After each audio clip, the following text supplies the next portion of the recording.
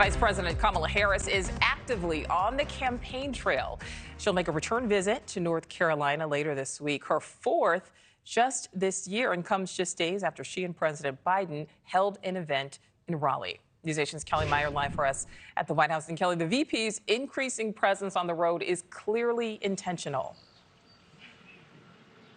Yeah, Vice President Kamala Harris has taken a more high-profile role in recent weeks as the campaign ramps up into the general election.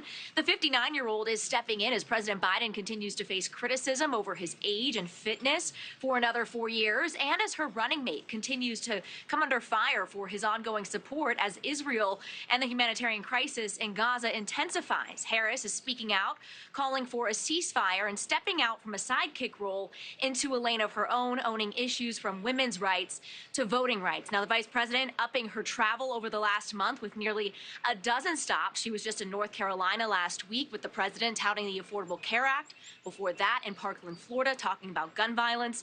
And in Puerto Rico for her first trip as vice president to talk about supporting Puerto Rico's recovery after hurricanes, earthquakes, and the pandemic. Harris is helping split up the travel with President Joe Biden as the two ramp up official and campaign events since the State of the Union address, taking to the trail to tout the administration's accomplishments and make the case for another 4 years in office. Harris also taking a larger role in talking about the major issues in this year's election, like abortion access, speaking out following Florida's recent decision to allow a 6-week abortion ban to take effect, blaming former President Trump for, quote, creating this healthcare crisis, adding Joe Biden and I will do everything, quote, to stop him. The campaign released. Thank you for watching. Go to newsnationnow.com to find NewsNation on your television provider. And don't forget to click the red subscribe button below to get more of NewsNation's fact-driven, unbiased coverage.